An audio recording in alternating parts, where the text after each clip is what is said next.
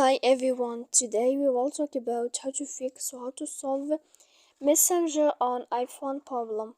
To know how to fix or how to solve Messenger on iPhone problem, you should just go to settings like this. You will click.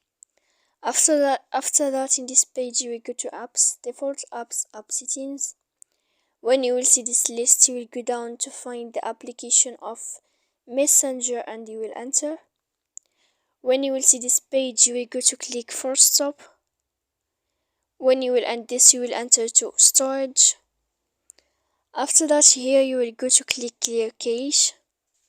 Then you will go to click clear data.